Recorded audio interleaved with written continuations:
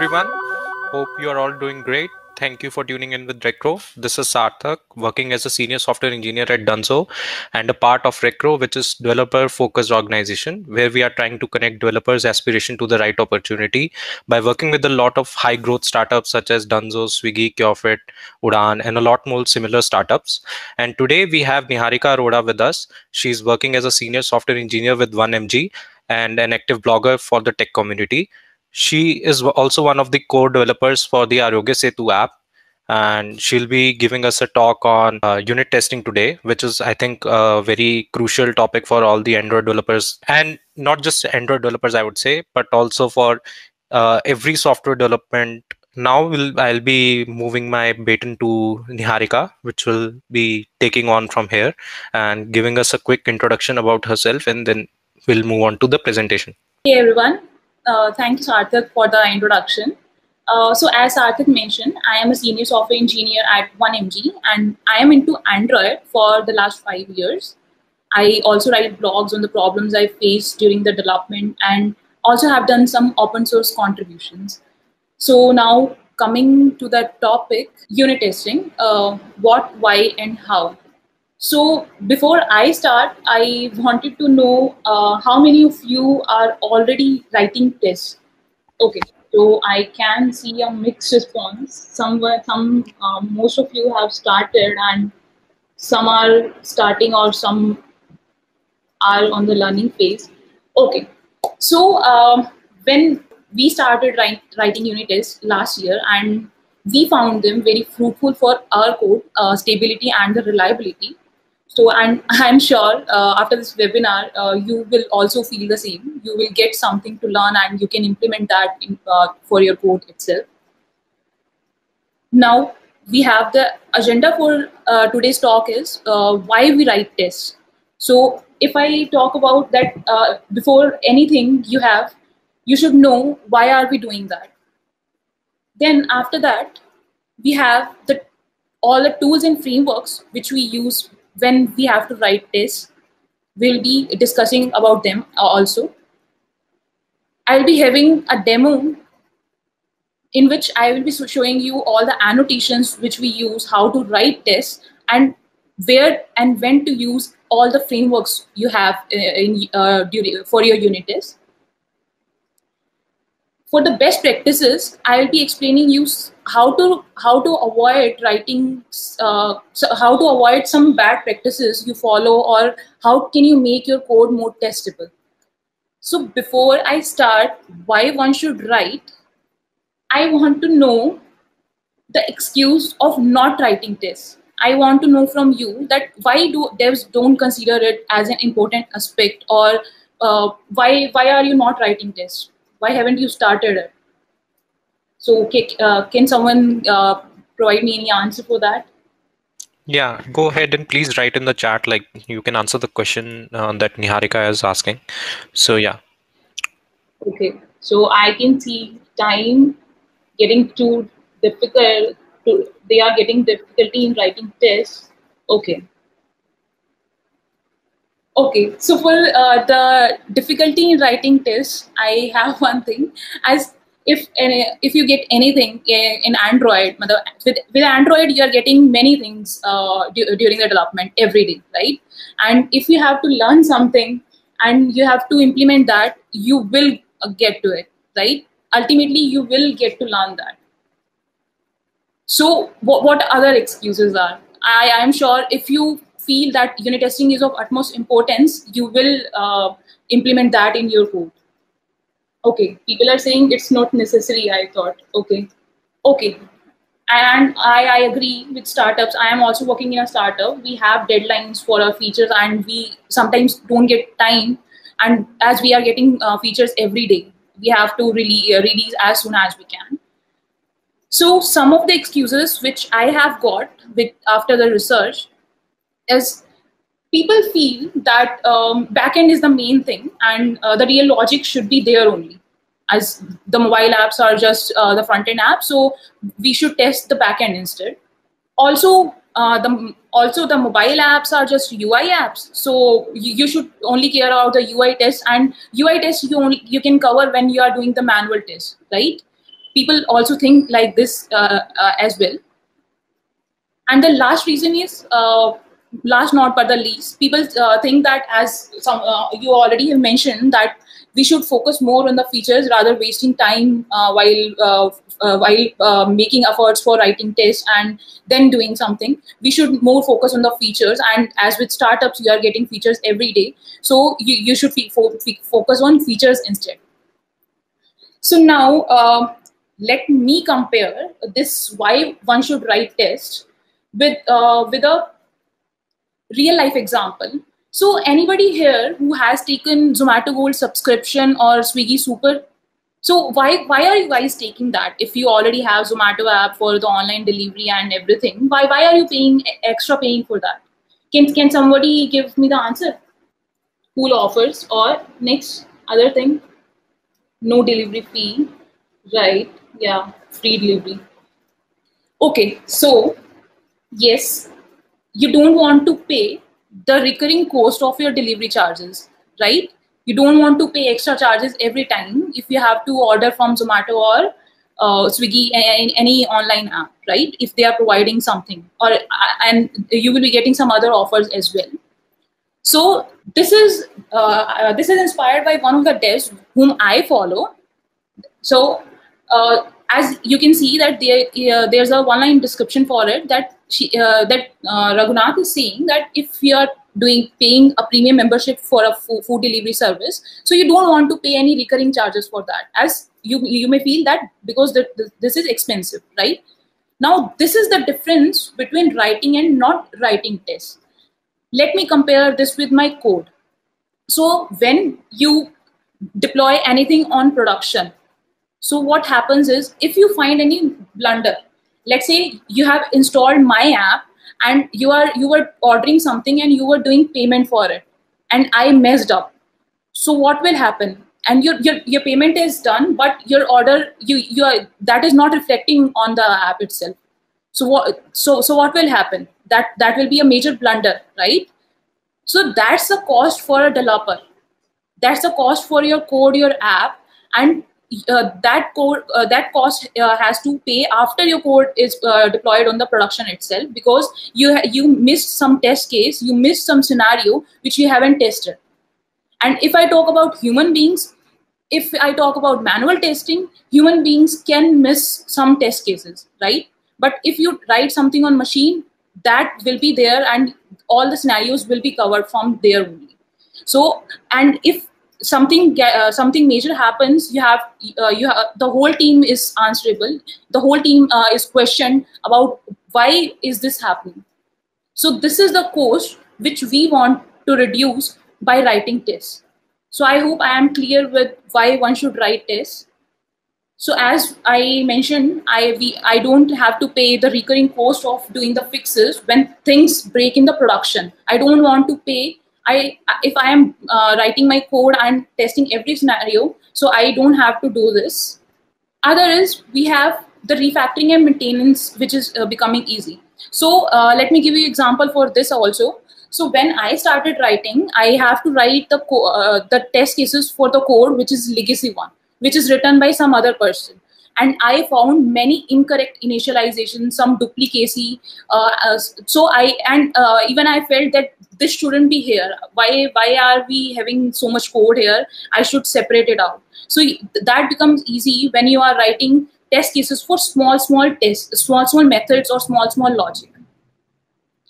Then we have, now if I configure my testing or my app with CI/CD process, so what happens is, if any of your test is not working fine, if something is getting broken, so now you know which part you have to fix, right? If you are writing for a small method and that is breaking, so you know that this part is breaking, I have to fix code for this only.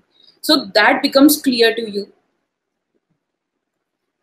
Debugging becomes easy, as I made some feature and I'm writing test for this, and if something breaks, so I know for which PR the things are getting broken and I have to fix that. So debugging becomes easy. Then let's say you are, and if you are working in a startup or in an MNC, we have a team of 10 members, 20 members, 30 members, even 100 members also. So if you are confident about the code, if you are testing your all scenarios for a logic, so you become confident for the unit test. And this way, the integration becomes easy for everyone who is integrating your code after that. And believe me, the list never ends, because when you start doing testing, you will realize that these are just limited points which I have written here. Like, the slide is very small to actually tell why tests are very important. So let's now understand how Android has categorized the test, the type of test which we have in Android. So with Android, we have Android has categorized test in 3 parts: UI test, integration test, and unit test. The UI tests are basically which we run on the emulator itself or real device. And now, if you're running something on real device, everyone has faced the build times, and we know that if you have to run your app, that will take time. And we know if that is taking time, for us, that is expensive. As for a developer, time is money. So this will be slow as you require the real device to run. The tools which we use is Espresso and UI Automator. These you can test scenarios like if the button is getting clicked, or if you wanted to show any dialogue, if the dialogue is getting shown or not. So you can test the normal UI flow from these tools, Espresso and UI Automator.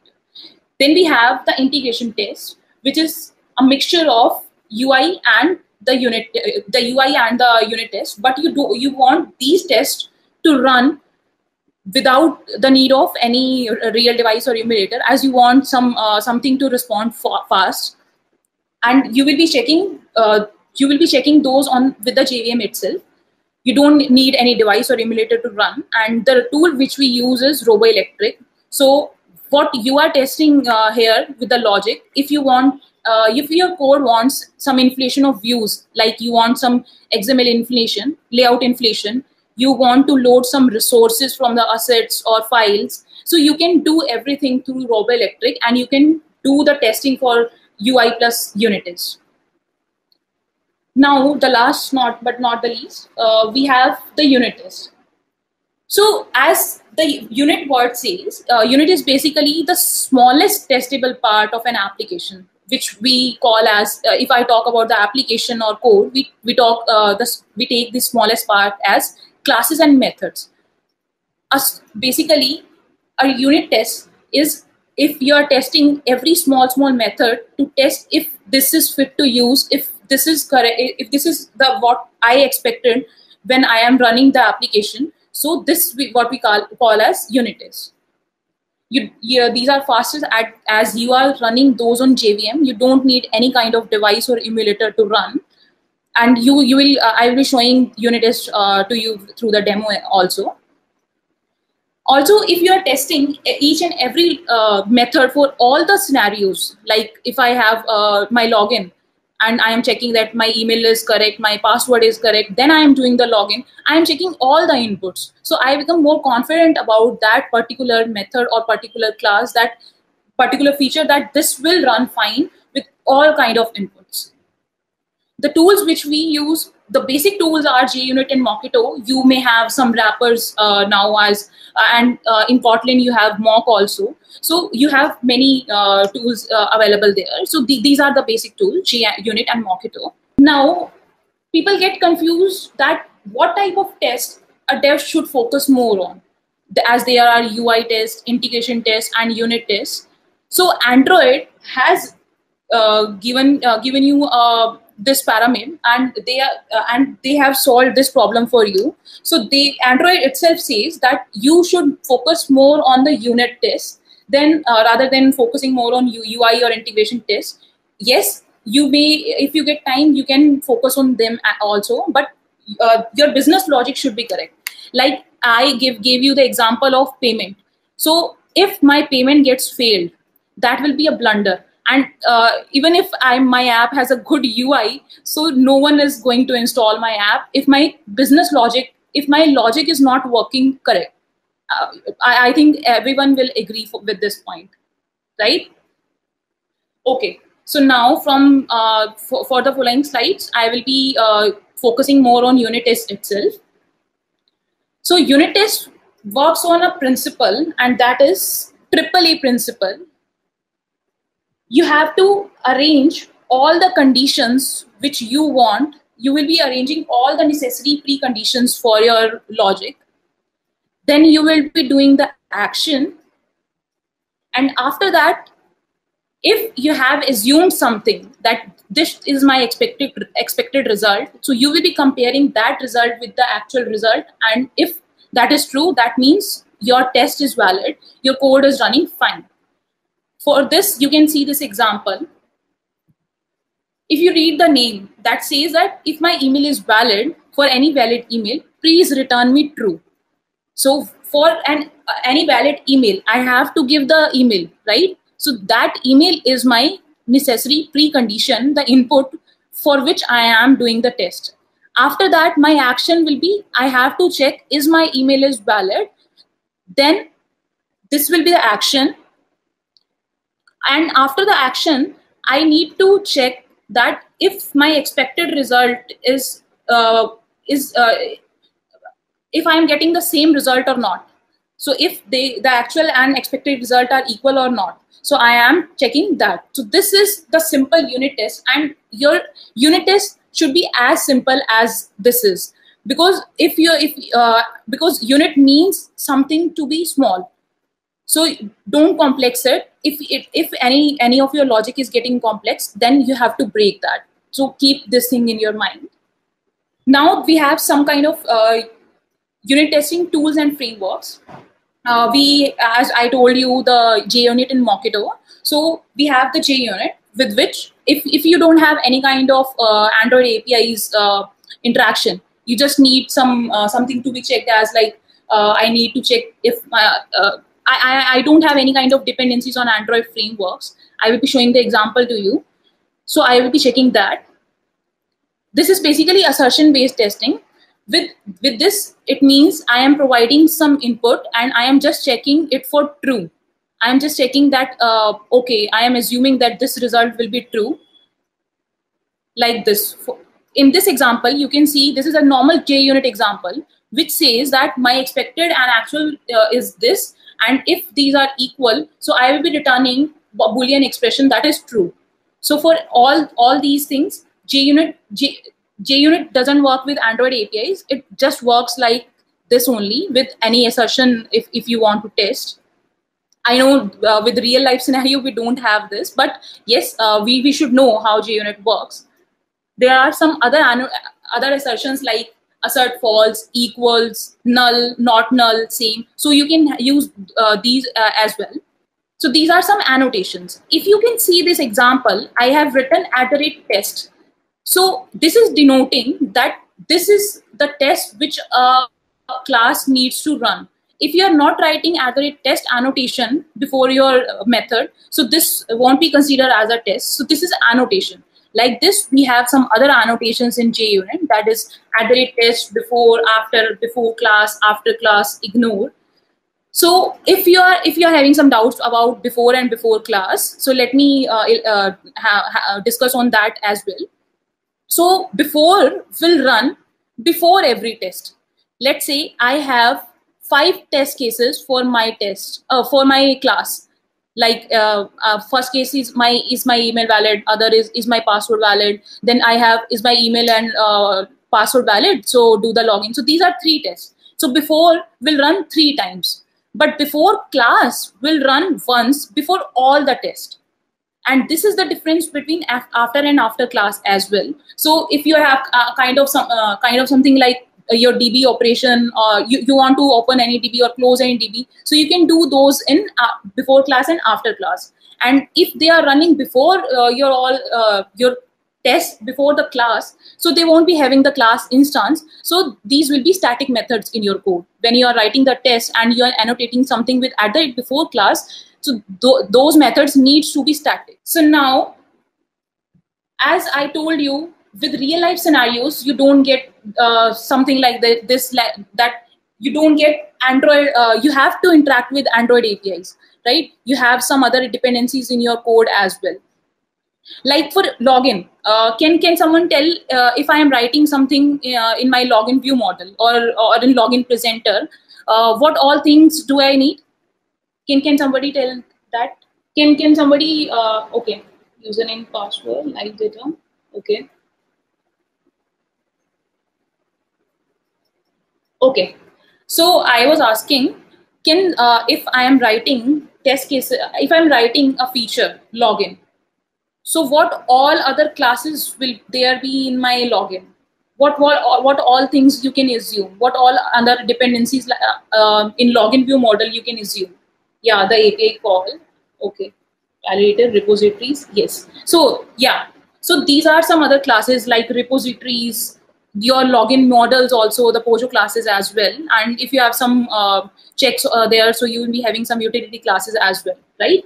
So now these can't be covered through JUnit. JUnit doesn't be called. We can't call this with Android APIs. So what you need to do is and Android provides you another framework, and that is Mockito. Now, why Mockito? If I am writing a test, I should test everything, right? But if I am saying unit test, what is that? Unit means something which at one time, Android says at one time you should focus on one class only. So if you have any kind of dependencies like your Pojo, your live, your repository, or any other thing, any external dependency you have in your code, you should mock those and just focus on the main class. You can test those class in another you can write test in another class for them, but you should focus at one time, you should focus on one class only. So for that reason, we need to mock all the classes, all external dependencies we have through Mockito. And through Mockito, you can just mock all the things you have, and you can just work with that. Now comes the features which Mockito supports. You will be seeing these through the demo code itself, but I am just making you familiar with all the features which Mockito provide. So first one is mocking. You are just simulating the behavior of the real objects. You are not like taking the real objects, as you are not doing this on the Android or emulator itself. So you are just faking or simulating those real objects through mocking. Like this, I had a Pojo class and I am just mocking it. Then we have stubbing. So people get confused between mock and stub. If you can see this mock, through mock, you are not expecting any return value. You are just mocking it. You are just mocking because you needed it for the code, but you can't expect some value from it. But now I have to do the login. And what I need is my email and password.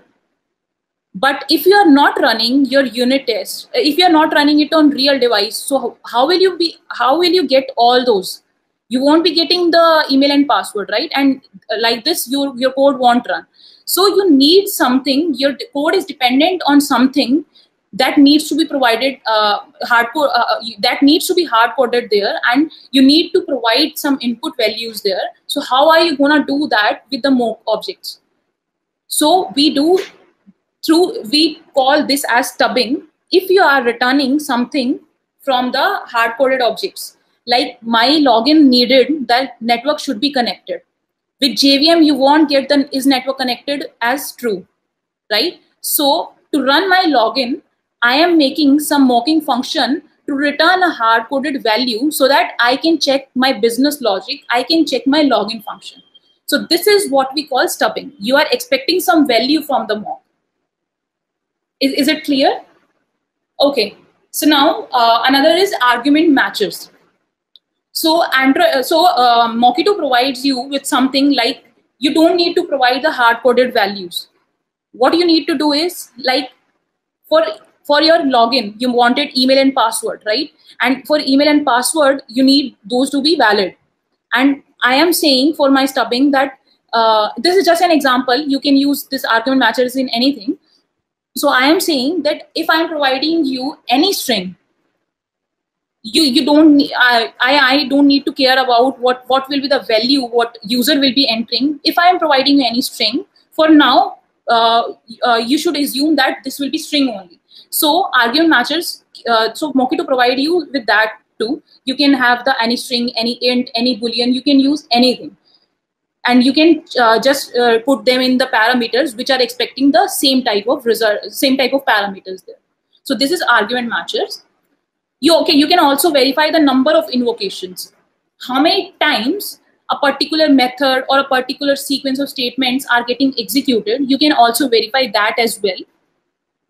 You can also verify the order of invocations. That means if you're writing something in sequence and you want that order to be followed, so you can also check that if your all the statements are getting executed in order or not.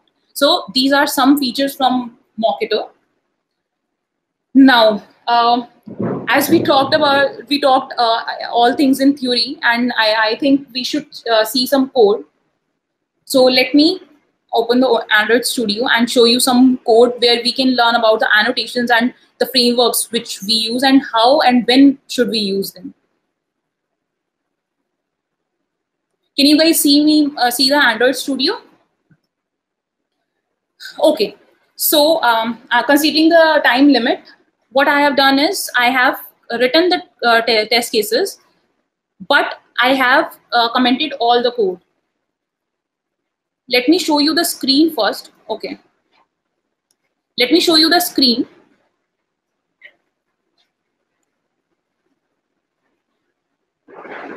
Okay. So this is my screen for email and password. I think I have run again.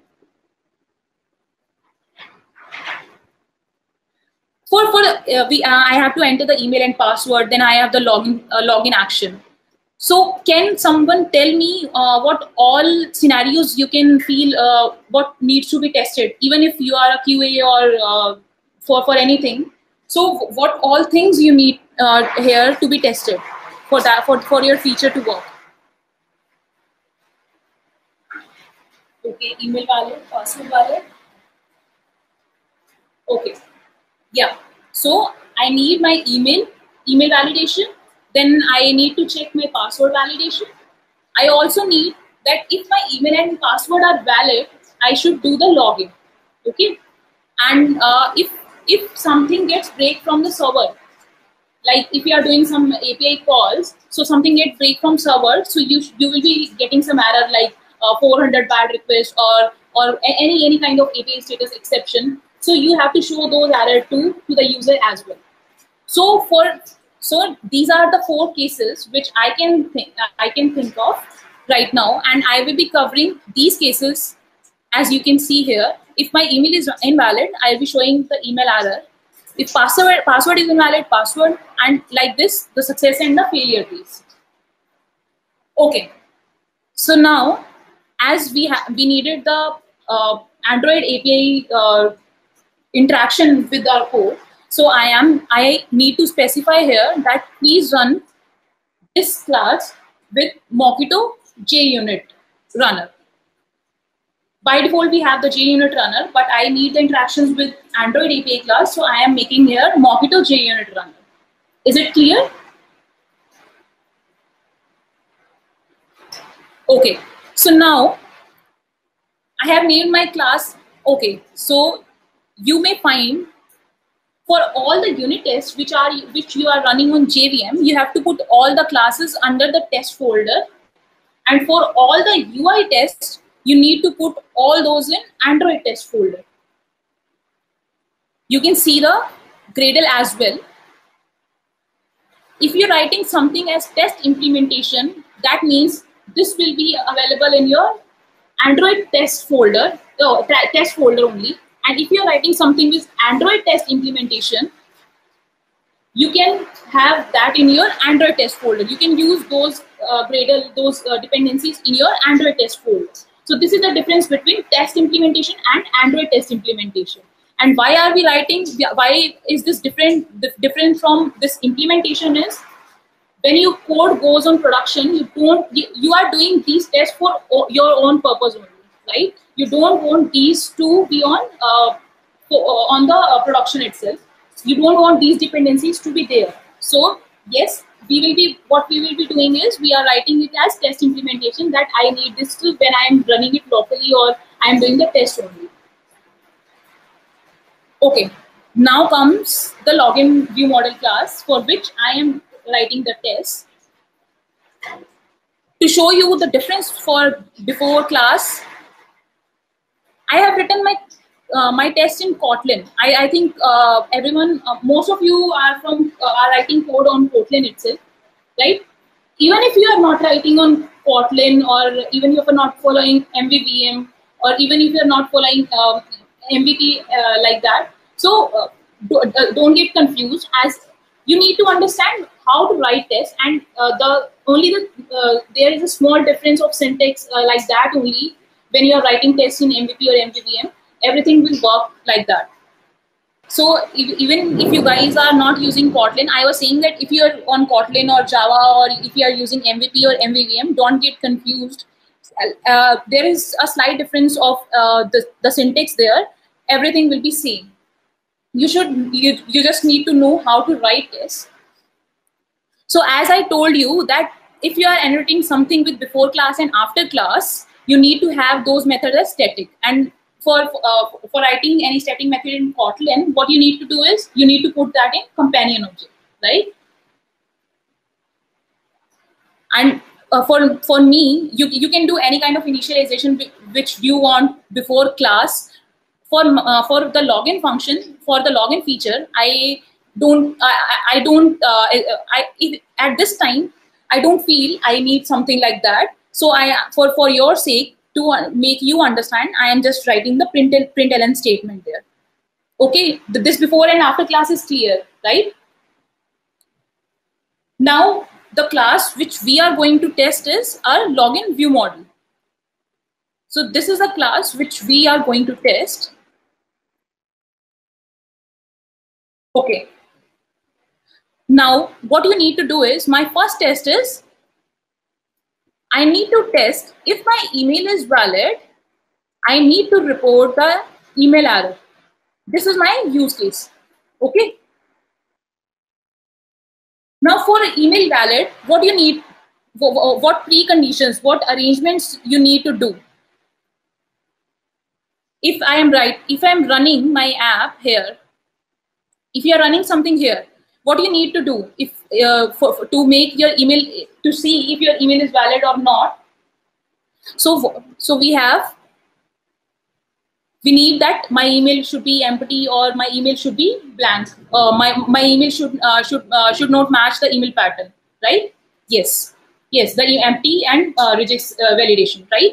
So I have to arrange those conditions. As I am not running those on real device, I have to give those conditions that if this kind of case occur, please return me the email error. So I am making here that if now this is stubbing, which I told you when we were discussing the Mockito features, Mockito and stubbing, that when I am asking for is my email valid, and if there is any string which I am entering, for now, please return me false, as I have to check the email error. Now, after that, I have to do the action. So I have my action as do login. Let's say I have written the name as do login. After doing the login, I need to check what assumptions I have made, are these correct or not.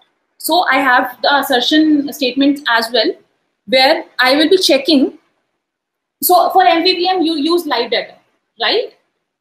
For MVVM, everyone is using live data, and for MVP, you are using view reference, right? You will be if you are getting some if you have to notify the view, you will be using the view reference there, and for live and with MVVM, you will be having the live data reference, and your view will be observing all the states, and you are posting and updating the values to the view after you are getting the result, right? Yes.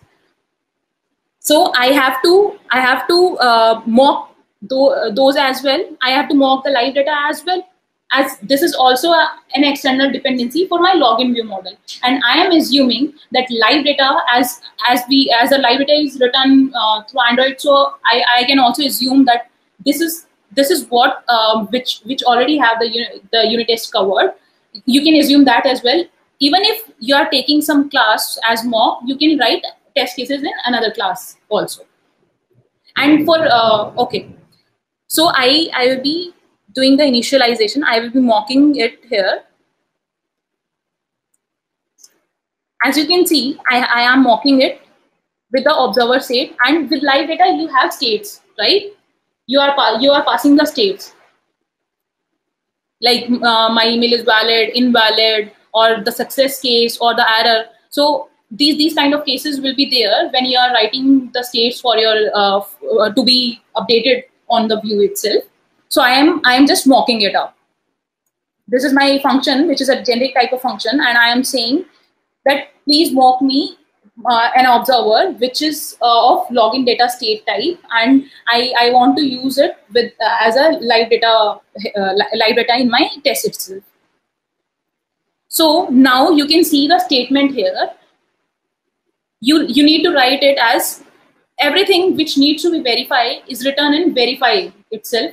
You will be passing the mock object which needs to be verified, which means is which needs to be updated as like your view or anything. You need that.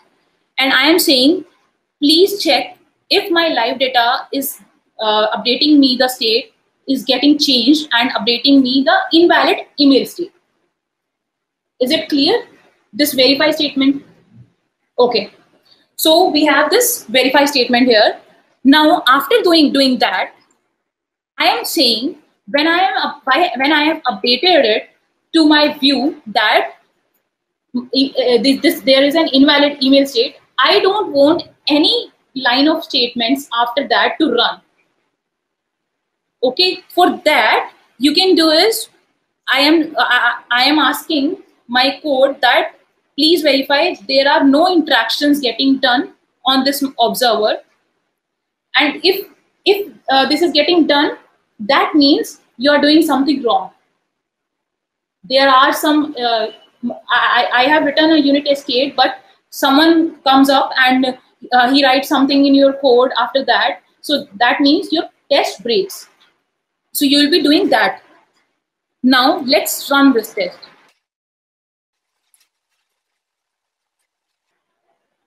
Okay, yeah, @test.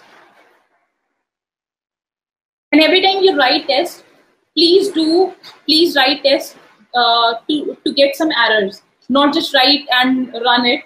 Please do it like this only. Okay, so now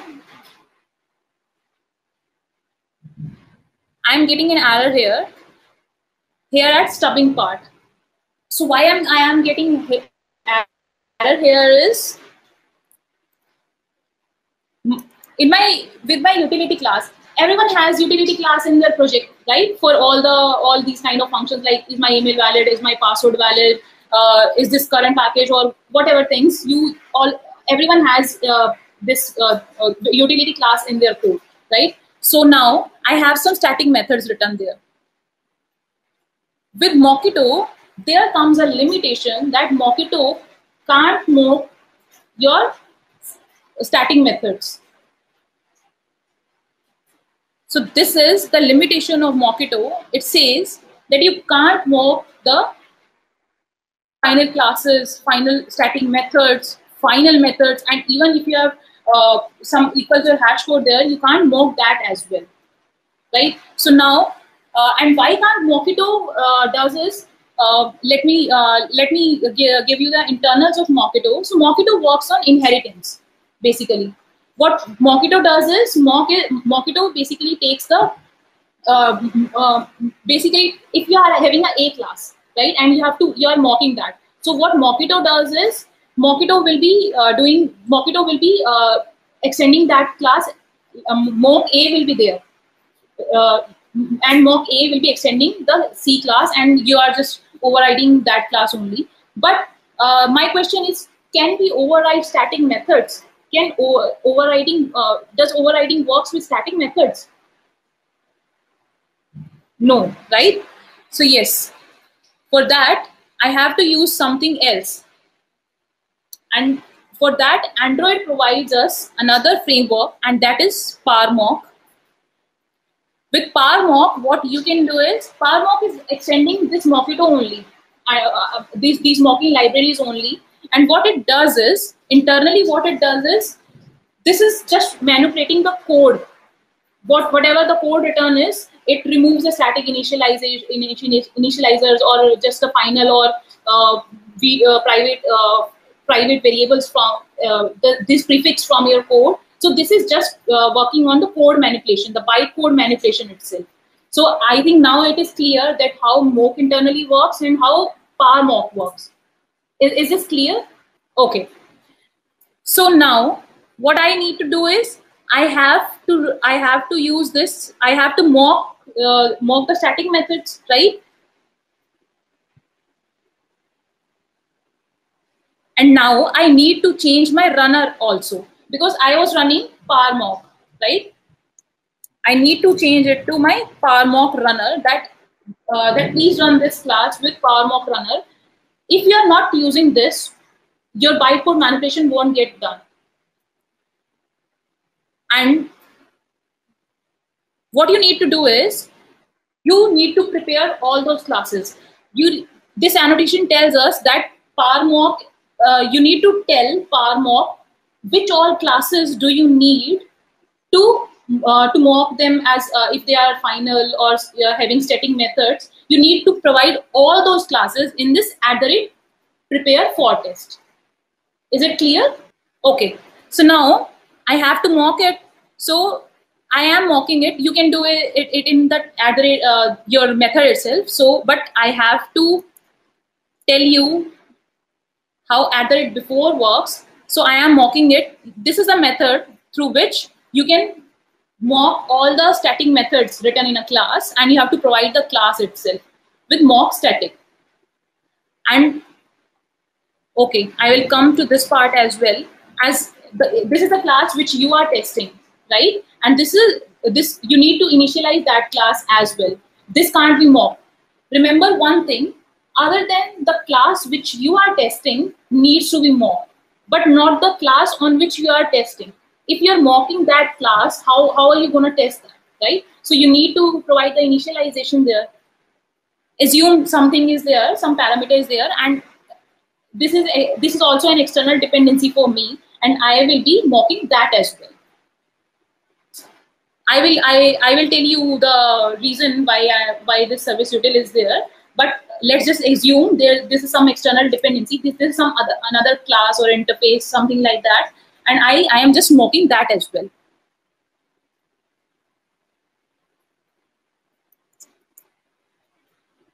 Right? Okay. So now let's see, will my test run? Will this run? Okay. Can the ones who are doing the unit have written tests? Has someone got this? Can somebody tell me? Can somebody? Are you writing the chat? Okay, yeah. I have mocked the observer state. Someone said that need to mock the Android specific stuff. Yes, I have mocked the Android state. But okay, so where does your live data works? Your live data works on background executor, right? No, but these are Android architecture components, and you are not running your test on your device, so you won't be getting those as well. And you need something to be synchronous and fast. So what will you be using here? You need to swap this main background executor with something with which you can run the test and fast and synchronous itself.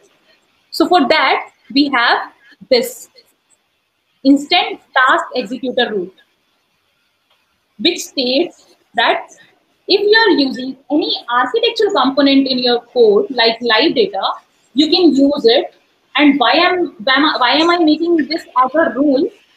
So what rule annotation says is, if you are annotating something with rule, that means you need to you are providing an order that this needs to be run in a manner. So you need to add this as a rule here. Is this clear? Instant task executor rule. Why am I using it? Okay. So now let's run this code.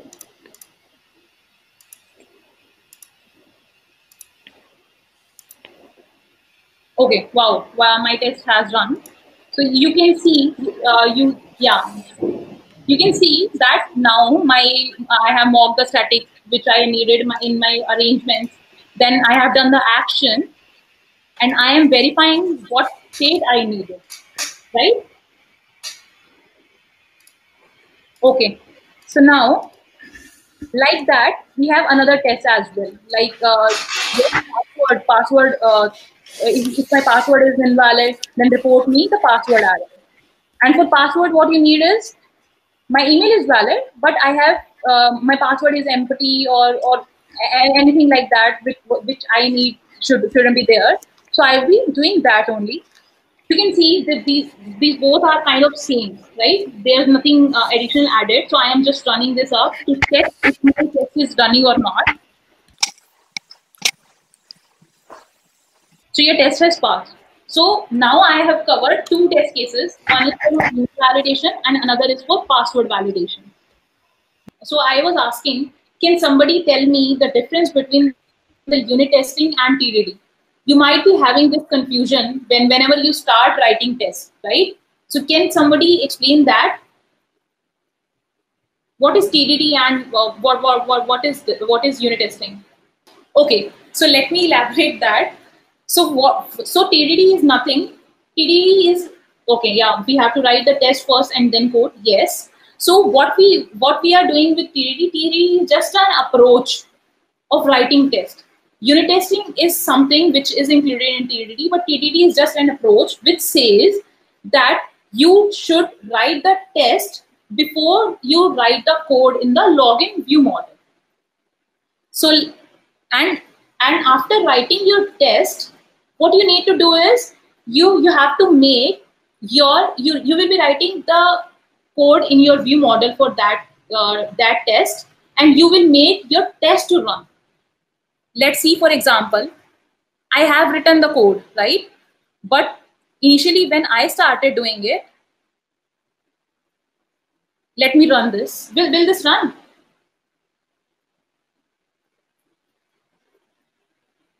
This will fail, right? This is saying that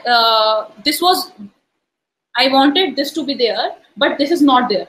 So what will I do is, with TDD, I am writing my test first. Then I will write this condition. I will be doing this there. I will be writing the code which needs so that my test will pass. So you can see here, right?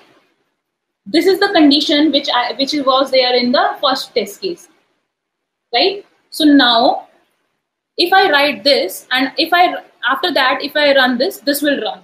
So this is how you approach in TDD. You write the test. You then do the code in your you refactor the code. You refactor your login view model. You write the code which will go in the production itself, and you make your test pass.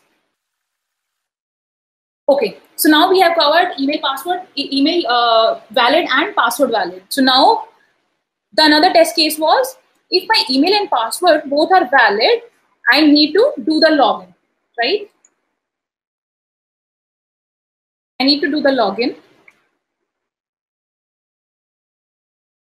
For email to do the login, what I need to do is, I need my inputs as email and password needs to be true, right? After that only I can do the login. And why am I checking these on the front end itself? This is the good practice, that if you can see the pattern, email pattern and the password thing here only, why to hit a backend call, right? So we do these kind of stuff in our Android, our front end app only.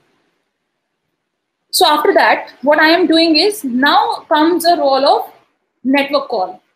So for doing the login, you need to do some network call, right?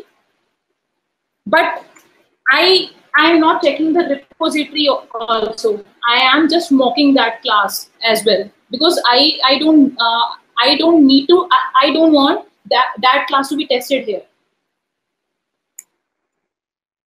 So this is my class, and I am writing. I have written this in with coroutines itself. I have used coroutines, and if you guys are using RX, that's perfectly fine. If your code is having RX, if you are using MVVM with RX or your MVP with RX, this remains the same. There will be a network call, right?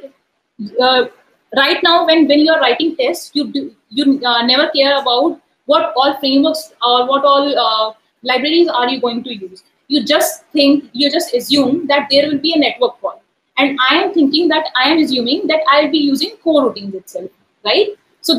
So I am saying, so this is my interface, and I'm using the retrofit itself there. So I am saying, if I am authenticating, if I am doing the authentication call, and for my network call, there will be an API contract as well, where you will be getting that you have to. I had an API contract where I had my email and password as input in my post request, and then what you can do is you can pass those in as a JSON or a hash map, whatever your backend is expecting, right? So my backend was expecting a map of email and password. So I am saying that if I am calling, if I'm doing the authentication call with any kind of map values, please return me please return me response. And with response, if you are login, you will be getting some ID or token, right? Yes. So with that, what you can do is you will be having some POJO object as well, which will be having the O token or ID. You can have that. So I am saying that give me a response of success, and I am returning the object also. So I need, and this is also another class. So I will be mocking this class as well. Now with coroutines, suspend functions, if someone is using coroutines, they must know this error. Is anybody here who is using coroutines? So we have suspend functions, and these needs to be called from another coroutine itself, right? With test, you are not getting that. So what else you are having here is you can make it as a blocking test. You get this method here that run this test as blocking test, as everything needs to be in synchronous ways, and you just want this to be executed before you call your output. You check your output. So I am putting this call in my run blocking test. After that, the same thing is I will be doing the login, and now maybe my user has filled an email or password which is wrong, right? Like here. Like here, you can see I had an error, right? But when I am doing the network call, when my email and password are correct, do you want your user to see this?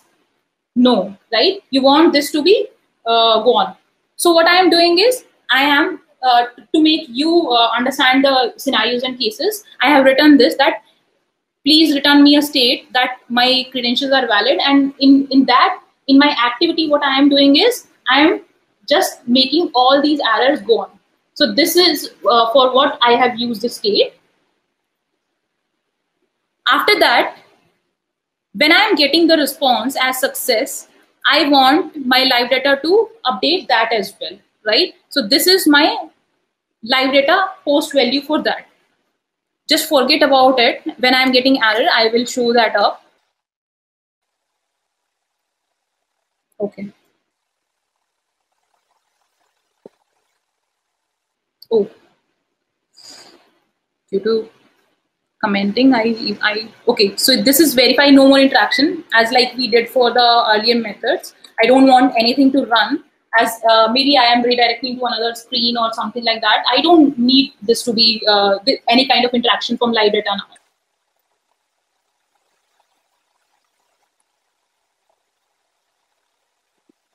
@test is not there. Okay, let's see the error. Okay, so you are getting Mockito can't mock or spy the final classes. Everyone knows that with Kotlin, you have classes as final by default, right? And Mockito, what Mockito can't do is, Mockito can't mock the final classes for you. So what you need to do is, other than open class, we have some other things also. What you need to do is, the very simple alternative. You must be getting some wrappers written or some Gradles, but there is a very simple thing here. As this is now in experimental phase, they are making it as an opt-in feature that if someone is having open class, someone is having final class, so they can mock that as well through Mockito. So what you can do is, in your app folder under your resource, you can make a resources, then Mockito extensions, and then a file in which you will be writing something, which is here, login view model.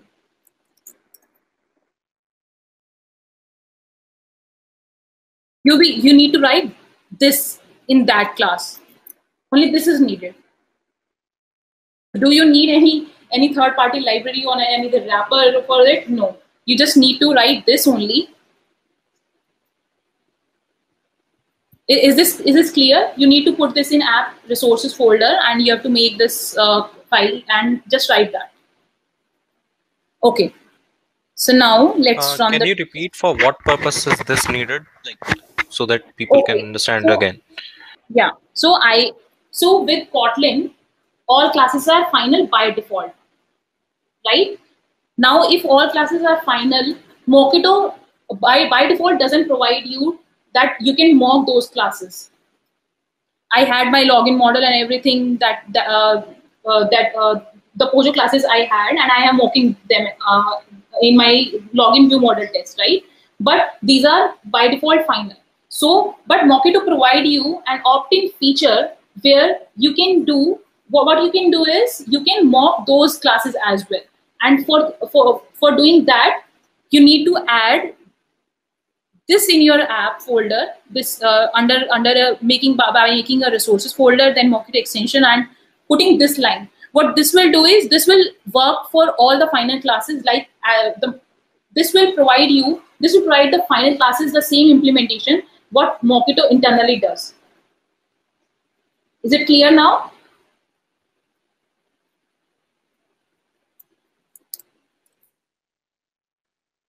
Okay. Okay. So now let me run this class, right? Let me run this test again.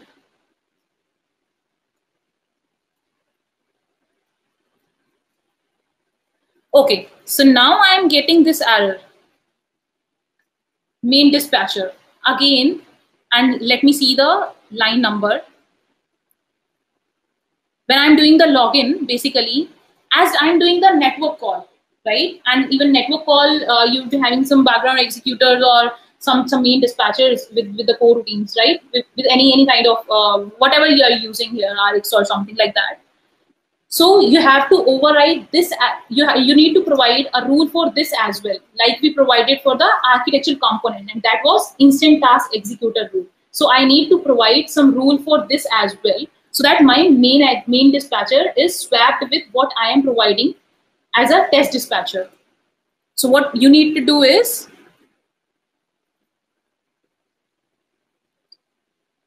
you need to give another rule.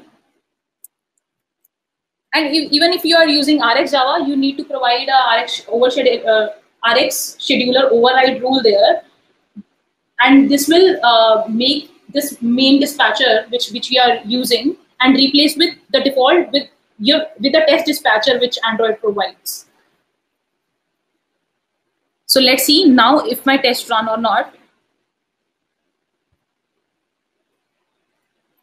So everything which is working on background executor, what you need to do is you need to provide you need to replace or swap those with with your own dispatcher so that you can run the test fast and synchronous, as you won't be getting the real environment also. So now I am getting the error as this says that I wanted this method to be invoked one time, but this mock observer state is getting invoked 2 times. And even you can see the lines itself. You can see that my live data is getting called twice, right? So as a feature from Mockito, we have seen that you can verify the number of invocations also. And to verify that, we get something like this. You can verify the number of times this is getting invoked. This says that this is getting invoked 2 times, and even you can see from here also that this is getting invoked twice. So this error is correct. Let me run again now.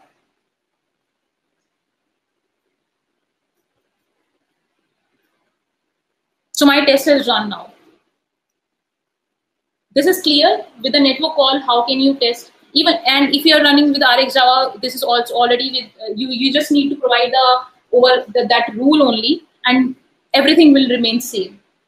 And you can see if you are doing this with presenter, you just need to replace this with presenter, and you can pass the web view here for your MVP pattern.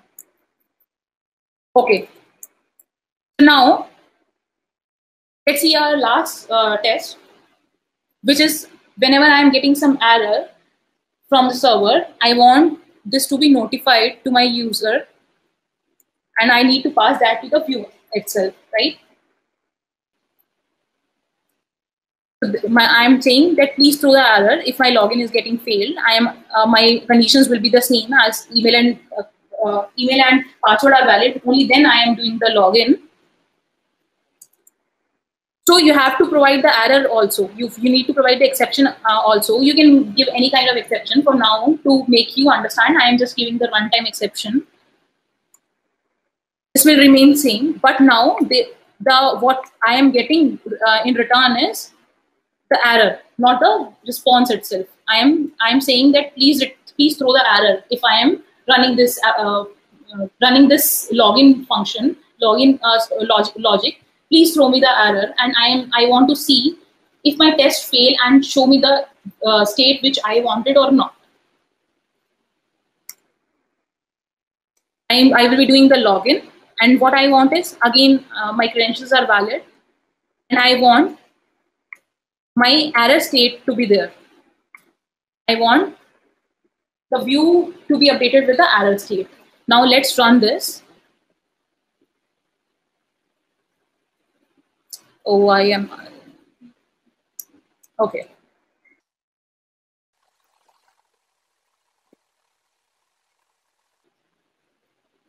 So your test has been run. Now, also you can see the before class and after class are getting run only once. And I will make you clear when I will be testing or running all the test cases, and you will see that this is getting run only once.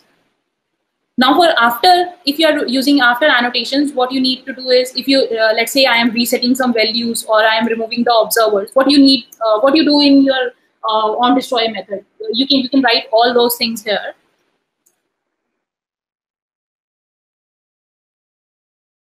You can write all those things whichever you want to do after the test, after your test has been run, and you can annotate that with @after. Now let me run all the 4 cases. Now this is my test class, and I have written all my scenarios. I need to incorporate all those things to be in my login view model. So my all tests are running fine, and you can see the before and after class are getting run only once. So anything like DB opening or anything you want before your class, you can do those things here only. And if you want anything to be before every test, you need to put that in before and after annotations. So this is how we write tests, and when you need to use these Mockito or PowerMock, and what annotations are you going to use. And trust me, every test case looks like this only. And if the test cases are not looking like this, then there is some, you are doing something wrong. as unit test looks like this only. A good unit test is like you are just providing a condition, you are running it, and you are getting, you are checking if I am getting the expected result or not.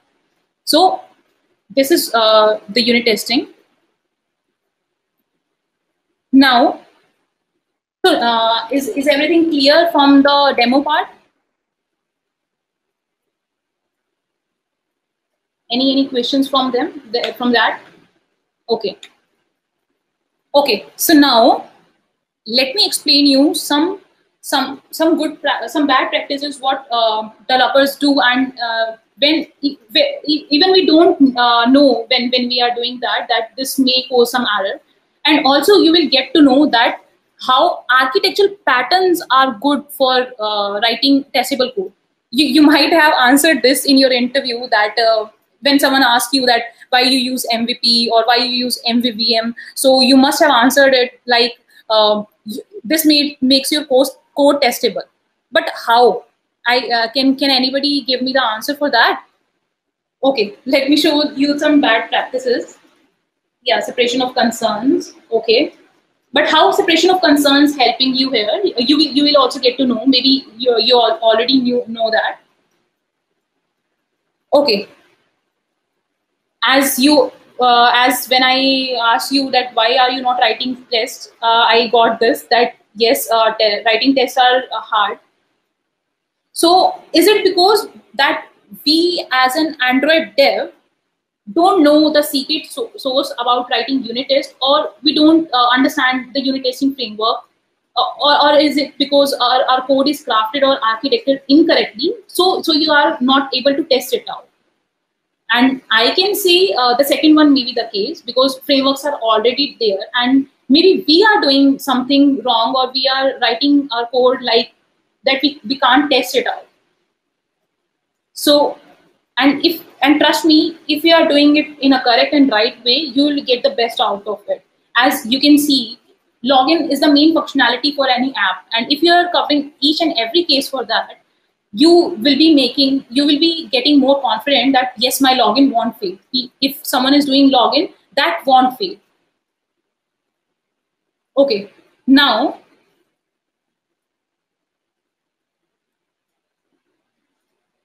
what are the traits? What do we call a good unit test? So for a good unit test, that should be easy to write. That means if you're writing 100 of test cases, as you have seen in the demo code itself, I was just writing the AAA. I was just following the AAA anatomy. I was just writing the conditions and everything. There was no complexity there, and you can write thousands of test cases in your code like that. Your code should be readable.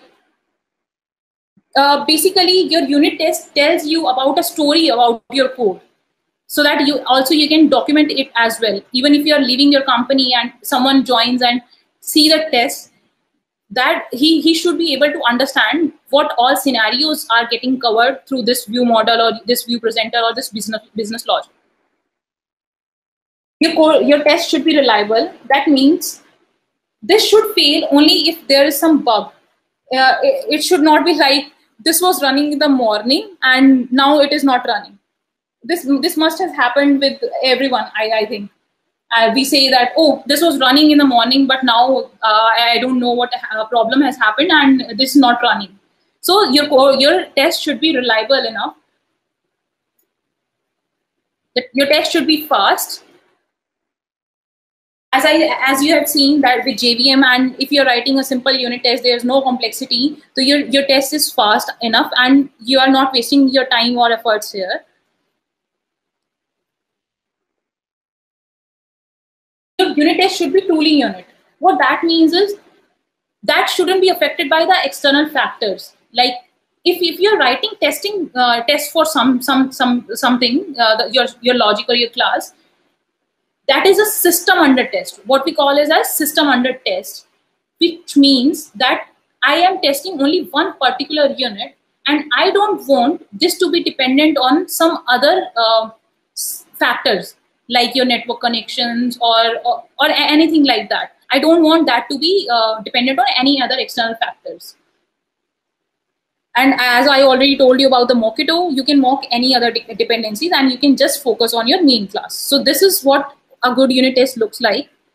Now, you can see the example here. This is the normal good unit test, where you are having your precondition, acting, and then asserting it. So this is how you should write in your code. Now, some characteristics of testable code. The test should be deterministic. Let's see this example. Can someone tell me, is this code deterministic? I am just checking the network connection and I'm doing login. Is this deterministic or non-deterministic? And if this is not non-deterministic, why? Can somebody tell that? Yeah, it does more job. That is breaking the solid principles of Java. But we are doing the network check and then doing the login. So now, if you're running this in JVM, what will you get here? And if this is a Boolean condition, this can be true or false in different environments, right? So, is this deterministic? Is this code deterministic? No. And we already seen that a good unit test should be deterministic. You should write your code as deterministic only. Yes, Niharika, can you please also explain to the audience what deterministic and non-deterministic means here? Okay, so you are writing you are having the network condition. I am saying that if my network is connected, then do the login. This is no, not in this context. I was saying, as generally, what do you mean by deterministic and a non-deterministic test? So basically, deterministic basically means is your logic should return the same. If you are providing the same inputs, your logic should be same. Your result should be same. This shouldn't be dependent on another factors or returning some other value. This should be returning the same value with same arguments you have given. So that code I can say, or that method I can say, is deterministic. Yeah, the same input should give the same output. Yes. So is it clear now? Okay. So what I can do is, if you have written a code like this, what you can do is, a better login will be. So before that, if you have to write test cases for it, what you will do is, you will be setting up the network state. Maybe you are hard coding the value as true, and after doing the action, you will be resetting the network state again. But if you have to write thousands of test cases, is this a good idea? Should we do that? Should we hard code, or should that value here? If you have to do for every case, no. Okay. So a better login will be, you are delegating your network code to some other class, as like we did in the utility class. I have moved all my static methods there, and I am just mock. You can now mock this class, as you don't want this, as this was an external factor for you. So you can just mock it, and you can do the stubbing and return true or false, whatever you want for your case. And if someone is doing dependency, if you are using dependency ejection, so I am not going into that detail, but you can use that as well. You can make, with that, you don't need to even do this for your code. Now, non-determinism arises mostly when we are interacting with the real world. But sometimes in a code, we unknowingly add some non-determinism. Can you guys guess here, why is this code non-deterministic? Basically, I am just adding the elements in set, and I am returning the first element from it. Can you guys guess why is this non-deterministic, this code? Okay, so basically, yeah, set doesn't maintain order. So if you run the test for it, can you do the testing, and if you have some code written, and you are returning the first element, and you are using the set there, will you be getting the same value every time? Let's say you wanted some deterministic value and you have to use it. Should I use set there? No, because hash set doesn't get ordering, so result will be different every time. Okay, so now we have this term side effects for all for basically your unit test should be side effects free. So now what is side effect? So those who have experience with functional programming or something like that, you must have come across with this term. So basically, if your function is changing something outside of it, let's say I was writing something, but I have some code that is changing something globally. So I shouldn't do these kind of things. Like I am changing the Bluetooth settings, or I am updating a pixel on the screen. So I shouldn't do it. These are basically getting done outside my function. So your unit test, a good unit test, should be as much as side effects free. These are some red flags. So I explained you the power mock, when to use power mock. I know you can't avoid it, but you should avoid it as much as possible. So let's say you have the static properties and fields. You can see the example, right? In my play sound, I am just I have some settings. What static properties are? Basically, you are having some some global variable, and this can be changed from anywhere, right? And how can you guarantee me here that if you provide some value, that will be the same? No, because this can be changed by another method as well. So try to avoid these kind of things as much as possible. I know these can't be avoided for whole, but you should avoid these kind of things for your to make your code more testable. Like this, we have the singletons. As with singletons also, you are having the single instance of an object, and you can update it from anywhere you want. So you should avoid that as well. And for better things, as we have now dependency injection there, you can use that as well. Like static, I told you the static variables. We have the static methods, which are difficult to test. I mean, how are you going to test? You can't override it, right?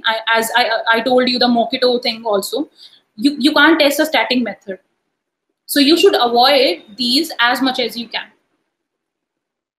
Basically, a rule of thumb is you should write your code deterministically.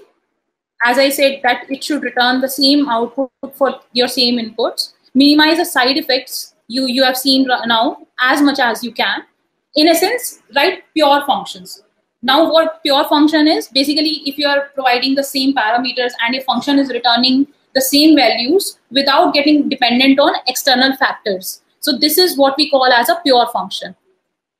Like I am having the input as 1 plus 2 and I am returning 3. So this will remain same forever. This is not dependent on any other thing. So this is a kind of pure function example. You may have another example as well. But can you improve? Can you remove all the impurities? I can say no, because like you are doing the interaction with the users, you have to show the output of users, and I can say all these are side effects. These are external things, and how are you going to tackle all these things? So basically, what you can do is extract all these kind of side effects as possible, as much as possible to your activities or your views, so that you can test your code as a unit only. Now, here comes the main role of architectural patterns. Why architectural patterns are important here. So you are moving all the side effects in your activity or view or fragments itself, and you are just focusing on the main business logic only. Now, am I clear? Are you guys clear with this thing? How to write testable, or what things you avoid, and how architectural patterns are helpful in these kind of things. So I can say writing a test is simple, but writing a code which you can test easily is not so simple. So we should focus more on good practices and the architectural patterns, or like these things to make our test and more to get more confident about the features what we are building. This is the GitHub link for the project where I have put the sample. And when I started writing unit test, I got some issues for that, the problems. So I have written an article on it. So you can go through it. If you get some error, you can go through that article as well. These are some resources from where you can learn more about unit testing. And if you guys have anything, you can connect me on any social media link. So yeah, thank you for listening me, and even on weekend, thank you for that. Thanks, Niharika. Amazing, presentation and a beautiful, I would say, a seminar on the unit testing that we have observed right now. And yeah, I think all the references to and all the links will be shared to all the attendees via email. And I'll just share the feedback link again. If you have any feedbacks for the session, like if you feel something needs to be changed in the format and anything, I'll also put the social links for both of our profiles, Niharika's and mine. And you can also follow us on LinkedIn and Instagram, and I'll be also posting the YouTube channel. Yeah, so I have posted this YouTube channel where this session will be put, and you can see the session here. And yeah, I think we can move on to the QA session now, and we have a lot of questions that can be answered by Niharika. So Niharika, will you be moving to the questions section now? And Okay. yeah, so we'll So start from how the do top. you decide which bit of code should be covered? Okay. Yeah. Yeah. So the first question is, how do you decide which bit of code should be covered by a unit test? So as I told you, you should cover the business logic, the things which you are writing in your presenter or view models. These should be covered mainly. You can test your repositories and other stuff as well, but mainly you need to cover the business logic through a unit test. Rishabh, am I able to clear this? Or you want some other explanation as well? Okay, so what is the ideal test coverage? It depends on you only. I have got the 90% test coverage also with when I was writing test. As you can see, whenever you are writing the test, and you can also in Android Studio you get this test coverage thing as well. You can test the coverage, and the coverage is basically mapped through the lines of code you are writing in your login view model or presenter. So that is checked with your test class if you are covering each and everything. So Android Studio take those parameters and return you the coverage from there. Can we run integration test on CID server? Okay, I have checked this unit tests on CI/CD. Maybe I am not sure about it, but maybe you can do it. As many of us are not writing integration tests for now, but yes, there will be something for that as well. For testing, we need some architecture and DI. DI, I can say, is not that much of importance. You must have some kind of architectural pattern, as I already show you how to write testable code, and you can see the side effects. So if you need your tests should be they should be side effects free, you should follow some architecture. So I can say please use MVP or MVVM, whatever suits you. The more model code is better. Okay. How can you ensure that in login method, first loading event true, then data event, then loading event false scenario? How can we ensure that in login method, first loading event true? So these are basically with your unit test, what happens is these are run synchronously. That's why when I have to use those, I have to swap those background executor with the synchronous executor. So whatever you are writing is, you are basically writing them in a sequential manner. So yes, that will be covered through the runner class only. So that will be taking this as sequentially only. How do you test race conditions? How do you test race conditions? Can you explain this more? Race condition as like what? Okay, why can't we mock login view model? So I already explained this, that login view model, the class which you are testing, if you are making a dummy of it, then how can you test it? You need to test all the things, all the statements, all the logics written in the view model itself. So how can you mock that? You can't mock the class for which you are expecting to write test cases. Every other external dependency is mocked on, as both are stubbing. Can you explain some key difference in when? I think this is like when the session was going on, they were asking these kind of questions, so we can skip them. Okay, okay. Before So we have we answered why cannot we mock login view model? yeah, I answered it just Yeah, now. yeah. All right.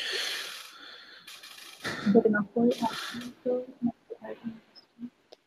okay, so someone has asked for the unit testing options. Yes, you have asked for the unit testing options. So basically, I explained you the basic frameworks which are available. You can use, we are having wrappers also. So basically what wrapper does is, like the errors I have shown to you, maybe they have covered those errors there and you don't need to do that stuff in your code, and you can just use that wrapper also. And if I talk about mock, that is MOCK, that is written in Kotlin. Mockito is written in Java and mock is written in Kotlin. There's no other difference. As with Kotlin, you have got many things like extension function, higher order functions. You can mock with that mock, which is written in Kotlin. What you can do is you can also mock these higher order functions, constructors, whichever you get in Kotlin itself. So it's up to you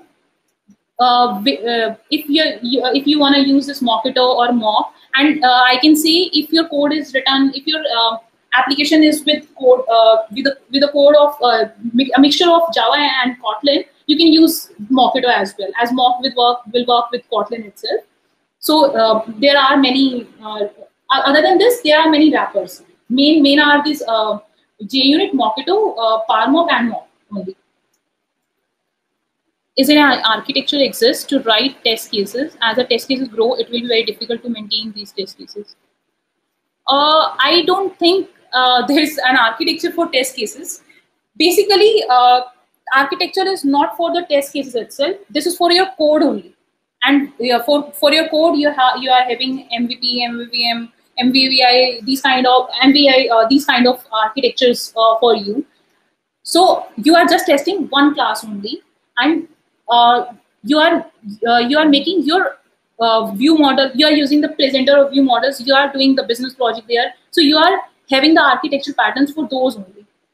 So you should try to use the pattern or use the architecture pattern only which is of your use only. That doesn't mean that if MVVM is coming, so you should skip using MVP. It depends on your company code and everything. You can write the new test classes in MVVM. You don't want the MVP to be there, because if you are able to test your all your classes through MVP itself, and that is possible, right? So never consider any architecture as bad. As I don't consider any architecture as bad, and even your code shouldn't be dependent on these frameworks. You just need to segregate the things. You just need to remove the coupling which our code can have. Can we write test cases on activity? Yeah, you can write. You can write a UI test if you want. You can write those test cases through Espresso and UI Automator. You can use those as well. How to go about testing around, let's say, a payment gateway. So basically, a payment gateway is you can do it if you are provided with the classes. But these are third-party SDKs. So for third-party SDKs, how are you gonna do that? You have to mock it. You don't have the classes, the real classes in which you are not implementing that, right?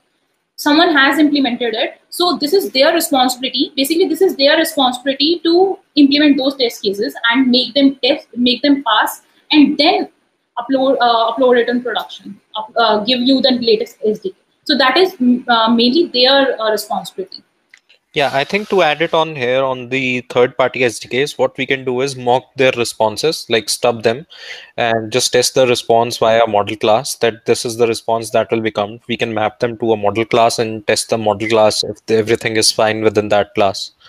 And if the response is according to our needs and then what our function, how our functions are responding to it, that we can test. Yeah. Okay. So, okay, share experience with Arogya Setu app. That's I don't think that is related to unit testing. And if you guys, you can add me on LinkedIn, and I have some podcasts and other stuff there. You can see my experience and can check my journey there. Can you tell me about ProGuard?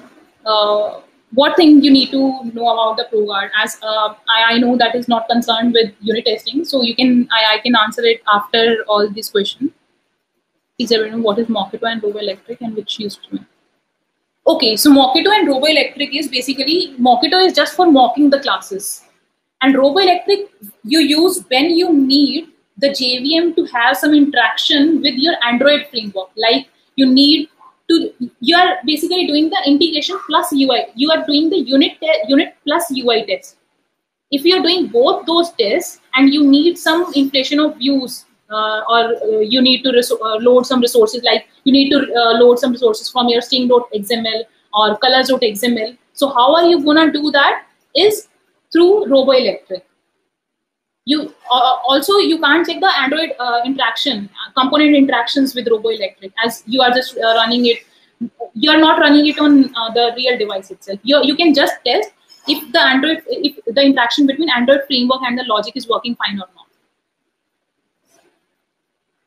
Can we test context related things in unit test or Java test? You can test context related things are basically tested, I can say, in the UI test itself. If you have seen the business logic, if I ask you about the presenter or the login view model, I can't say, have you seen any Android related thing in your view model or presenter? I don't think anyone is using that. So yes, I can. So you are basically having only the main business logic only, the other stuff, then Android thing. You put all your Android specific things in the view or activity itself. So yes. Is it good to write unit tests for testing happy cases only, or possible failure cases just for login? I would need to write 60 cases. No, you should write for each and every case. Even happy case can be tested when you are just doing testing the app on your real device itself. So you should cover as many cases as you can. And when you start writing unit tests, you will get more scenarios. Like I get just 4 scenarios. Maybe you have something else also there. You can test those as well. So yes, I think I want to write test cases. Please suggest me. You can tell me that from where I have to start. You can start from the login screen itself. You can just make a demo project. When I started, I implemented this demo application, the login application, and I had this email and password. You can start like this only, and you can then have advanced things like you have some card feature, or you have some payment or getting done or something like that. You can move to that after this. And even if you follow this sample, I am sure you will be able to write simple test cases, and with that you will have an idea of how to write test cases, and you can implement that in your feature, the real feature itself. Okay, so I think I have cleared all the questions. We skipped one question, which is like how to test room databases like room. Like it got skipped. I accidentally marked it as answered. Okay, So basically, for Room itself, you can write the test cases for that as well. You can, but again, that is an Android specific thing, Android framework specific thing. So basically, what we do is we mock those dependencies, but for the things like the databases or shared preferences, you can write the parameterized unit test. You can write the you can do the stubbing that yes, this is getting done, then this should happen. If I'm writing something, so this should happen. So you can write these kind of test cases as well. So I think I have experience in room database testing. So we have a called in-memory room database builder, in which like first of all you need to write it in the Android test folder, and there you can access this room provides this class called in-memory room database, in which you can call the what do I say, the what I'm missing, like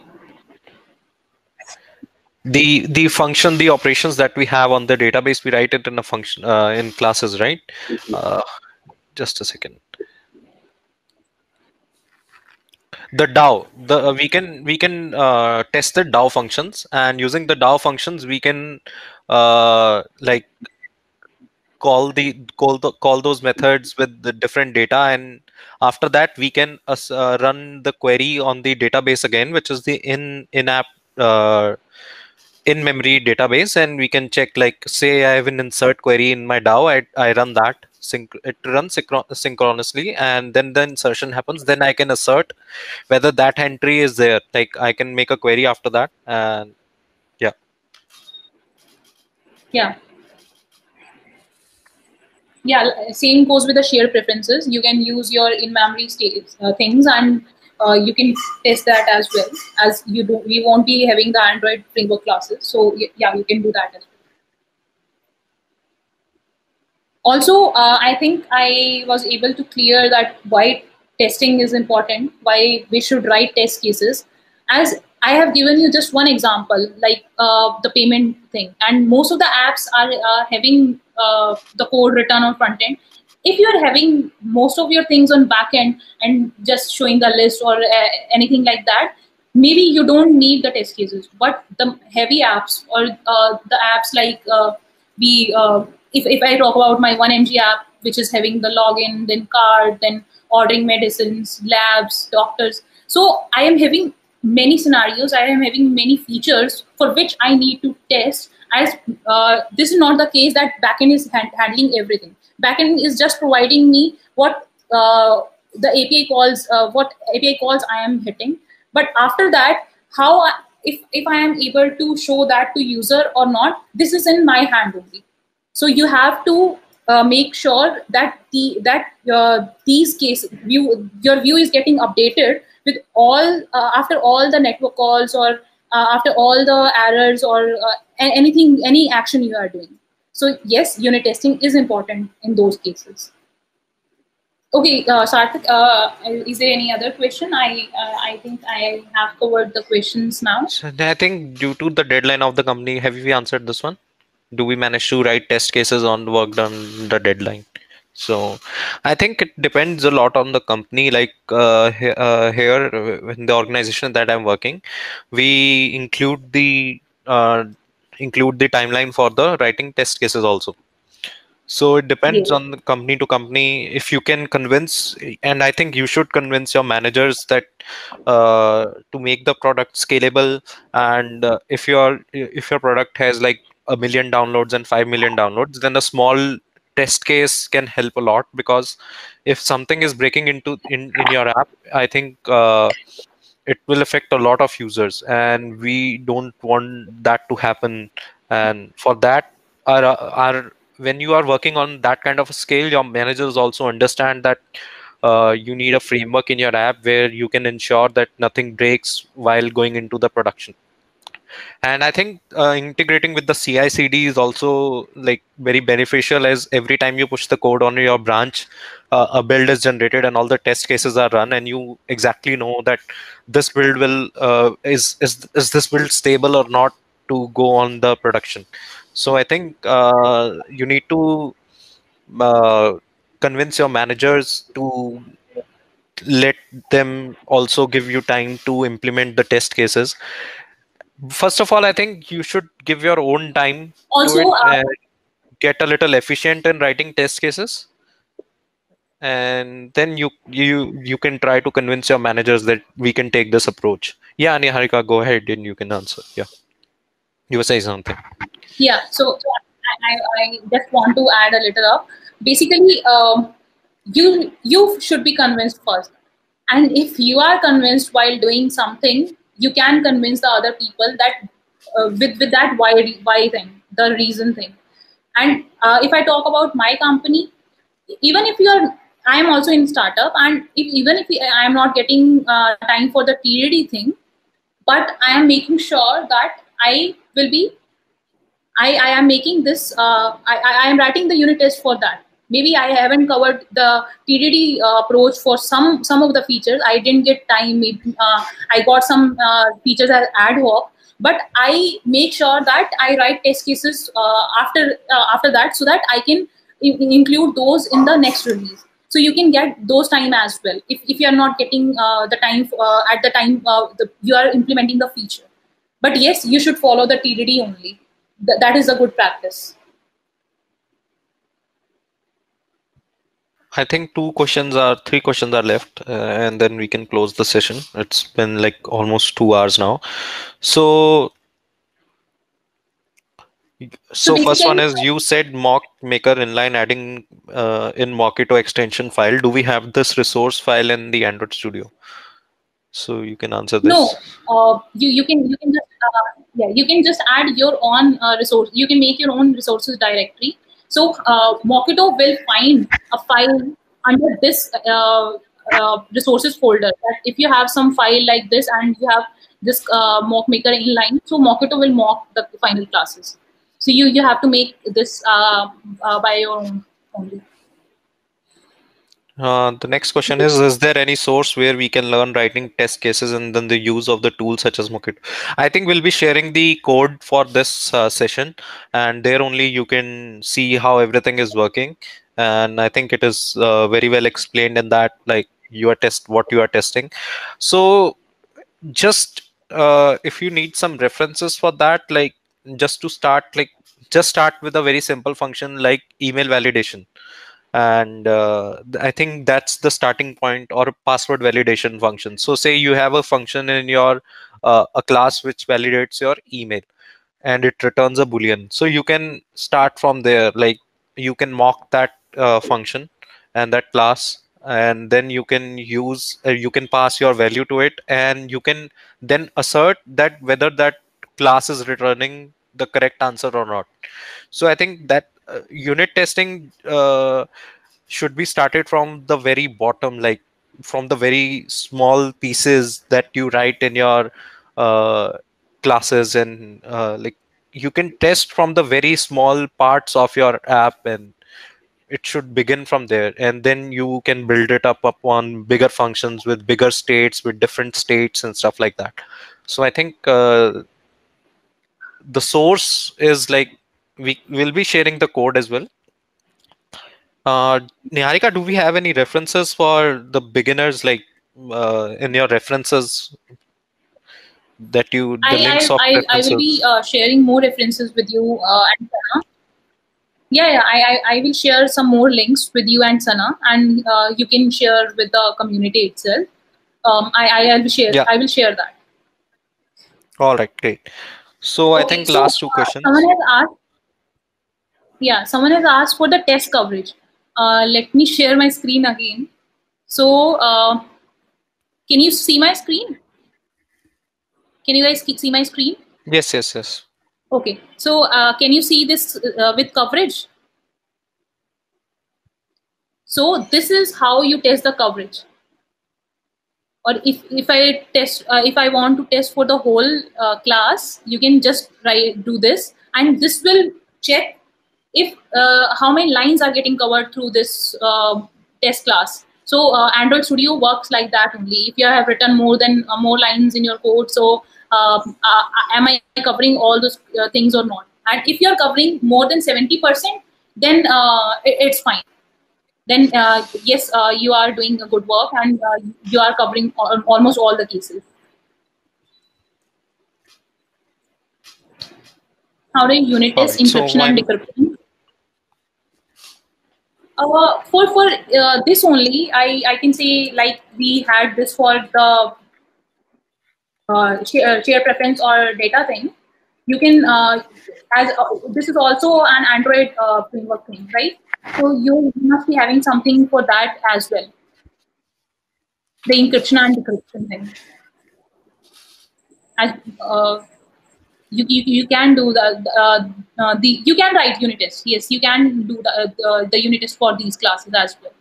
If these are simple classes, the normal classes, you can the Java classes, you can test like this, like the login view model. But the Android framework, you may be having something. I haven't tested for the encryption and decryption, but yes, you will be having something for it as well.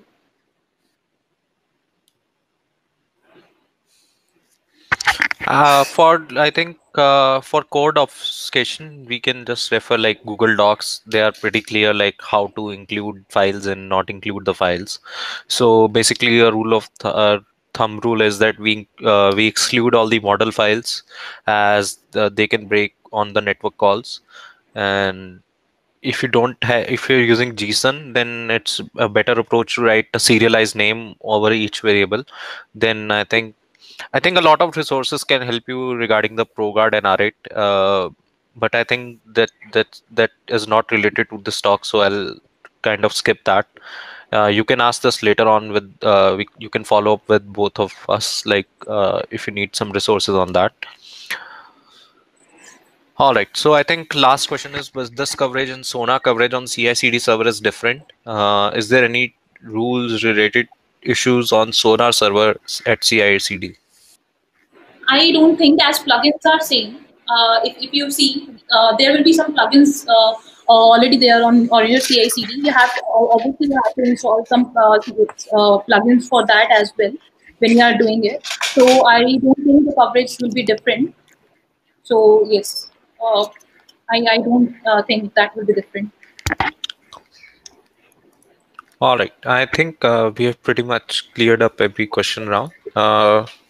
So yeah, I think we'll be sharing all the references over the email to everyone who attended the session, and we'll be giving the GitHub link also, where you can find the code for this session, and also this session will be also put on YouTube in like 1 or 2 days at most. And yeah, thanks everyone for joining with us, and thanks Niharika for this amazing session that you gave on the unit testing. And thanks, Sana, for arranging this session. And yeah, I think more to come, and we'll be arranging more on different topics around the Android and other frameworks also. And Yeah, yeah, yeah. Thank you, Sana and Sarthak, for having me. And I know it's weekend, and thank you everyone for coming up and attending the webinar. Uh, Even if you have something to share, please share with the community. You get to learn more. And when I was preparing for the webinar, I get to learn many things, as there are many aspects to this unit testing. Or I can see for any thing you are implementing, there are many more aspects, and you get to know when you get to know more when you are explaining them to someone. So try to share those with everyone. And happy yes. Teachers Day. Someone was saying happy Teachers Day, so happy Teachers Day to you as well. As I also learned from people. All right. I think that will wrap up the session. And please share your feedback on the feedback links that we have sent. And you can follow us both on the LinkedIn that we have provided the LinkedIn links for both of our profiles. And you can follow our Instagram as well as the YouTube channel for more updates and more sessions which are recorded here, and they will be put there only. So you can also browse the previous sessions that we have. If you find something useful there, I think it will be very beneficial for everyone. And yeah, I think we should encourage this kind of open source learning community, and this helps a lot. I think everyone learns from everyone, and yeah, so that's the beauty of the open source community. And try to contribute more on the open sources platforms such as Stack Overflow. I think we learn a lot from Stack Overflow, and I would recommend that you sometimes just go there when you have some free time. Just go there and read some questions that are coming up right now. Like a lot of relevant questions come up which we don't know about, and they come up every day, and their answers might help you someday or another. And yeah, I think you should also contribute to Stack Overflow as a practice. You When you start doing when you start giving back to the open source, you learn a lot more, as you have to research a lot better on that topic. And you have to also